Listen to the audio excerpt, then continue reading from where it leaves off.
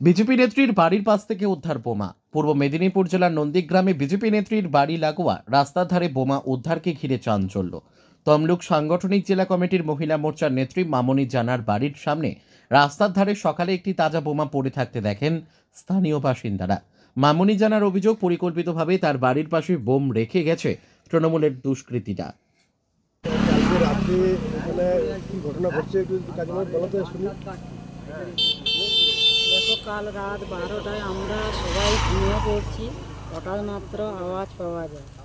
আমার শাশুড়ি আমাকে যে ডাকে, যে দোকান, আমার একটা চা দোকান আছে, ওই দোকানের তালা ভাঙছে ভাবে আমার শাশুড়ি আমরা সবাই বেরিয়েছি।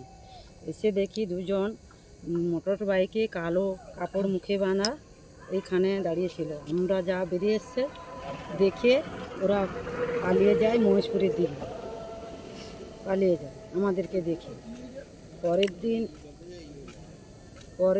পরের দিন সকালে এসে যখন দেখি এখানে গাছ কাটা আছে এবং বোমা পড়ে আছে।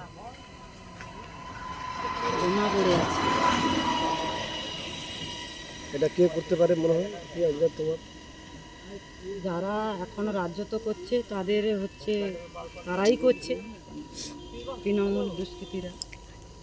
কিছুদিন আগে কাঞ্চননগরে আমাদের উপরে হামলা হয়েছিল, মামনি জানার উপর হামলা হয়েছিল। তার জন্য কিছু করতে পারে না, এই জন্য আবার এখানে আক্রমণ করার জন্য ওরা